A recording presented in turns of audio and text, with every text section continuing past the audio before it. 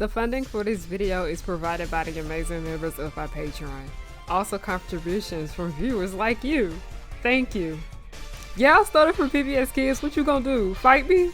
Anyway, roll the video.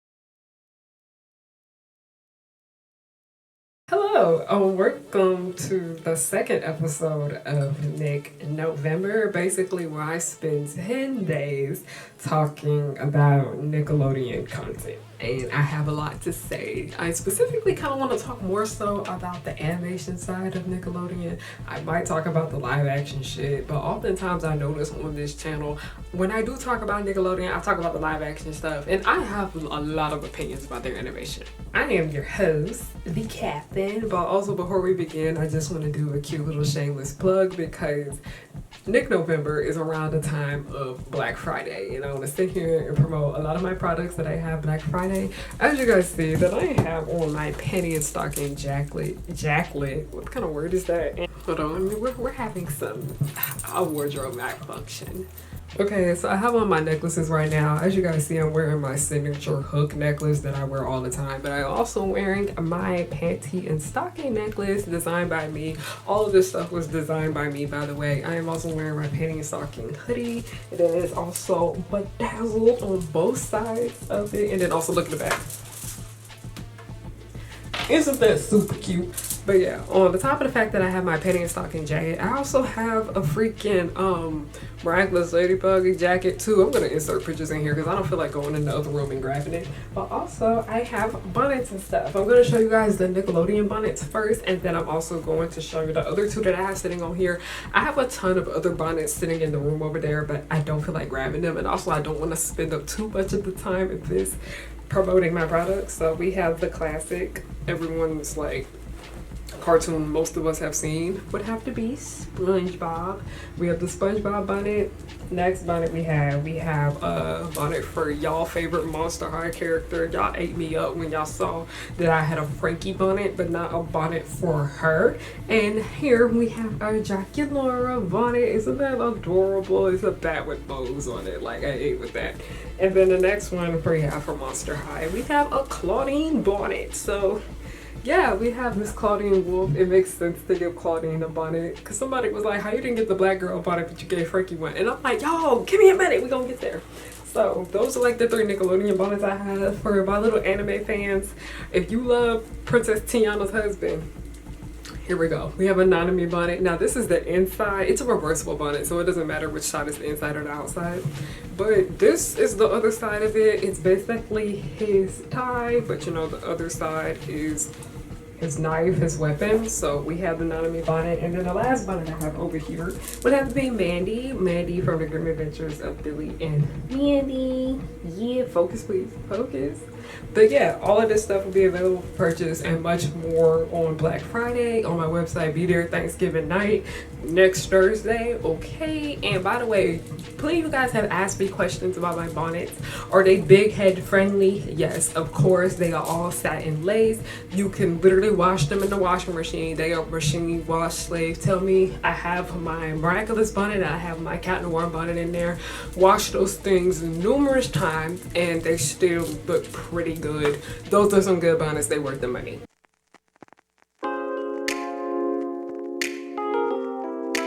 Okay, now let's actually get on with the video for why y'all clicked on it. Today we are here to talk about when all grown up works and when it doesn't. So if you guys don't know, I made a video about like in 2020 about All Grown Up where I said I personally like the show much better than the show that it came from, because history has shown us that spin-offs and sequels honestly don't be that good half the time. And a lot of people can sit here and argue that they don't think All Grown Up is good, but I personally enjoy All Grown Up much more than I ever enjoyed Rugrats. I'm gonna sit here and I'm gonna say that with my whole chest. Now, why is it that I enjoyed All Grown Up much more than I enjoyed Rugrats? Mind you, when I was younger, I thought Rugrats was annoying as shit. When I was young, I did not like Rugrats. I don't know. I wasn't necessarily interested in shows about babies for the most part. Maybe because I never really had a desire to be a mom or anything like that. But I just found Rugrats to be very unbearable. And I noticed that my favorite episode of Rugrats was when it was like growed up, when they were like, older. And I was like, oh, this hits. And then, basically that was leeway until there being a spin-off series of Rugrats called All Grown Up. And it really goes to show you how big of a deal Rugrats was at the time period, because I'll go ahead and say that while I didn't necessarily like the show all that much, my parents had bought me Rugrats stuff. The show was always on in the background and I just had it playing. While I necessarily wasn't the biggest fan of a show, I loved Rugrats in Paris. That was my damn movie, okay? I'll defend that movie. But Rugrats is something that I never necessarily had like a personal connection to. But that spin-off series, the sequel where they were older, that's a whole nother can of worms. One major problem that I have noticed when it comes to Rugrats is that when you're making a show about characters that young, you're often very limited on what you can do with them. Meaning that a lot of the show feels very repetitive at times. It feels very, very irritating. All Grown Up was a way for them to tell new stories with these characters. Because I know a lot of people were talking about how they can't stand like the later end of Rugrats, like the last like 2 seasons. And I was like, yeah, they wouldn't have shit to do with them. They were just rehashing shit. Or just pulling anything out the ass to make the story go. All Grown Up was able to put these characters in a newer environment. And when I say new environment, meaning that they were older, they were in school, they actually had other interests and shit. It was interesting to see. But it also goes to show you that a lot of these characters, when they were babies, they were just around each other because their parents had them around each other. And All Grown Up, we actually got to see these characters be people outside of each other. We actually saw that there was a big important arc in All Grown Up that has to do with the twins. The twins were my favorite character, Phil and Lil. We see that in the beginning of the show, we learn that Lil wants to have an identity out of her brother. Because when we watch Rugrats, so much of Phil and Lil's characters is that they're twins. And that's just pretty much it. They're always around each other, but in All Grown Up, we see that Lil wants to become her own person and she wants to grow apart from her brother, mainly because she wants to make different friends. She has different interests and whatnot because like she's getting older. And I'm telling you, I would offend Lil DeVale forever because that was me when I was that age. So that is one of my favorite aspects of this show, is that it has that coming of age factor where we see a lot of these characters that do have friends outside of each other. They exist outside of each other. They have interests outside of each other, and that is something that I truly did love. As I mentioned, that it was really nice to see these characters get more stories with one another. It was nice to see that the characters actually changed outfits, and that's one thing that it frustrates me when I watch animation, but I also understand it. Now, when I talk about understanding why characters wear the same outfit all the damn time in animation, it's because it cuts back on time and money.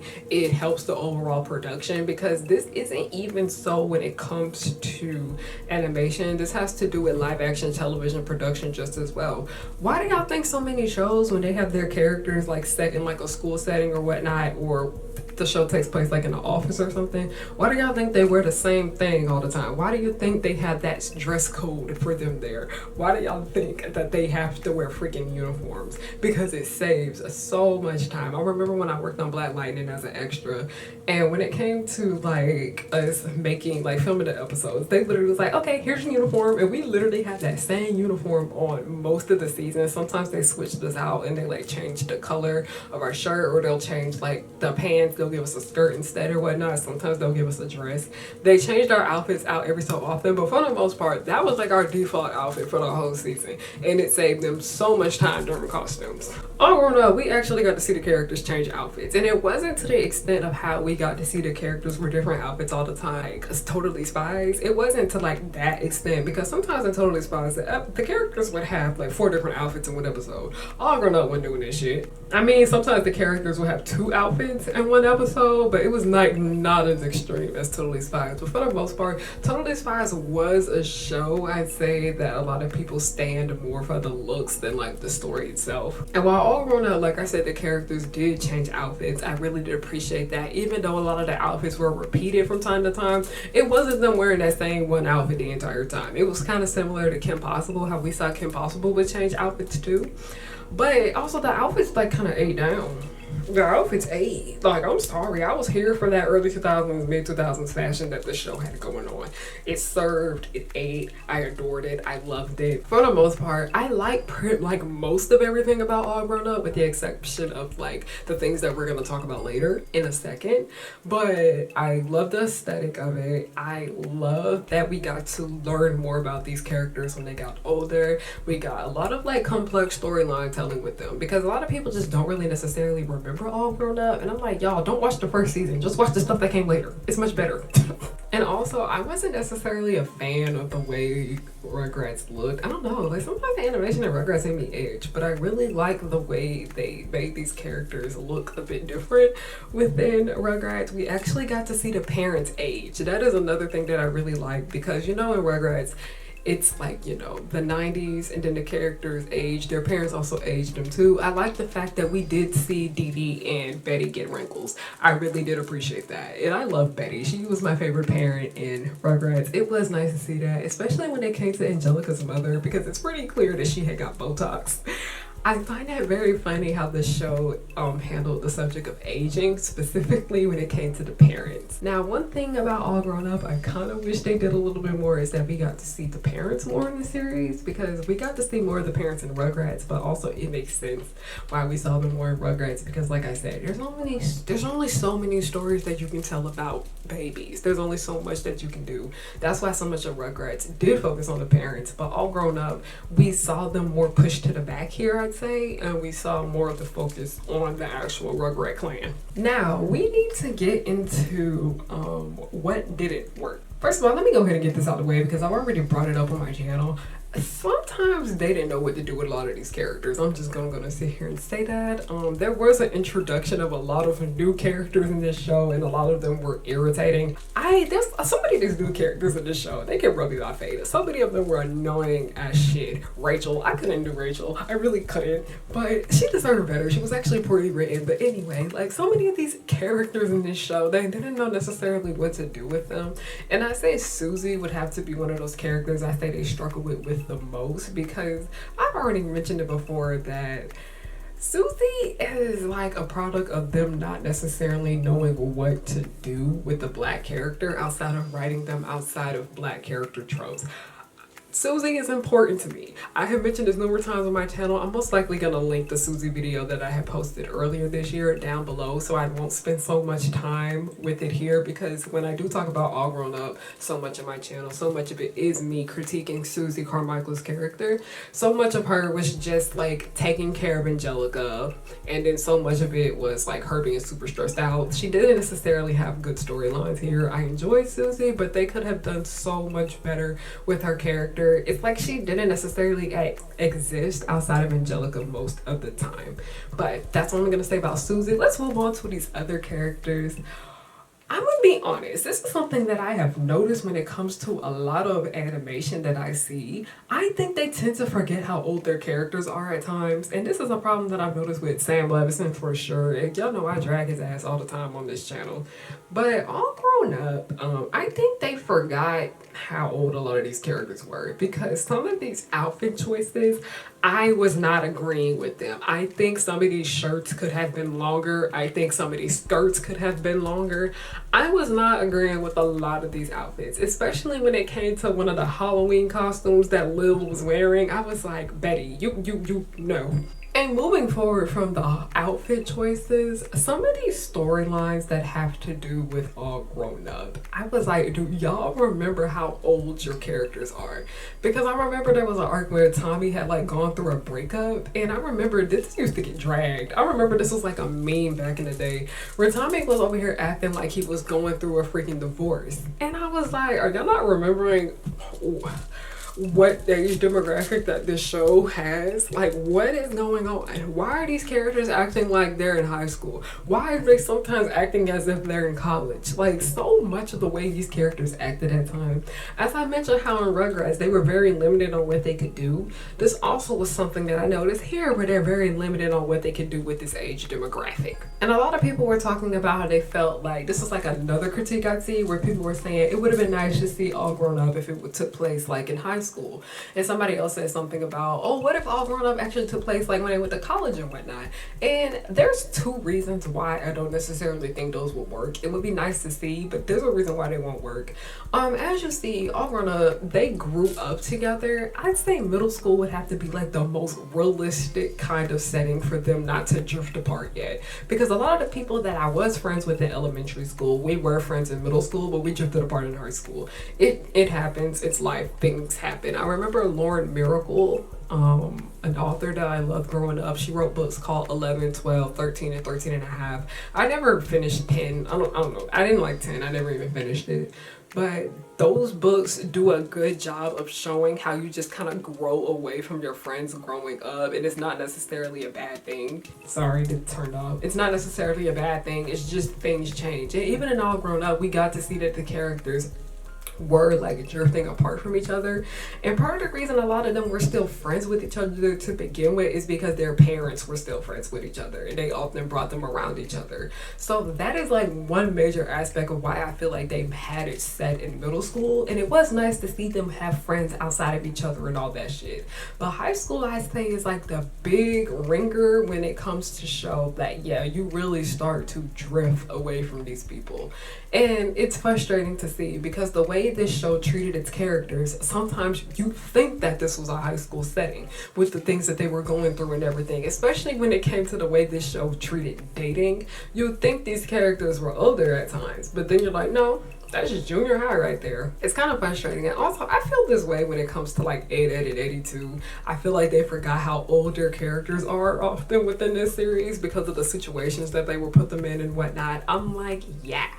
And I feel this way about Hey Arnold too. I feel this way a lot about cartoons that I watched growing up where I'm like, are y'all forgetting what age demographic that the characters are in? Because I think you are. And I say that really is like my major issue with All Grown Up for the most part. It's just, I feel like a lot of these storylines that they had in here were way too far-fetched for what they wanted to do with these characters, because they'll have something about this horrible, terrible breakup that one character is going through. And then we have the entire episode with the Kimmy and Tommy having a crush on each other and they're acting extremely awkward, which very realistic. That was done well. And I'm like, okay, are y'all forgetting how your characters act? Like it's just something funny. And like I say with a lot of media that I critique from the 2000s on this channel, is it perfect? No. Is it a product of its time? Yes. Do I still enjoy the overall product? Yes, I do. But at the end of the day, like I said, ain't nothing perfect. And I don't know. I feel like I've always just been like in that big bubble of people, that small bubble of people that prefer All Grown Up over Rugrats. Because I know a lot of people that are like, Rugrats is annoying, but I still liked it better than All Grown Up. And I'm like, well, I'm gonna go over here with the little huddle that likes All Grown Up and be there. Thank you guys so much for watching the second episode of Nick November. I hope you guys enjoyed it. Remember Black Friday, all the stuff over here, the new stuff. That is the bag that everything comes in. Oh, the new bonnets, everything will be there on the website on Thursday night. Yeah, that's pretty much all I have to say. Thank you guys so much for watching. And yeah, have a good day, night, whatever time of the day you're watching. I'm just thankful that you watched it with the ads on. Okay, thank you. Goodbye.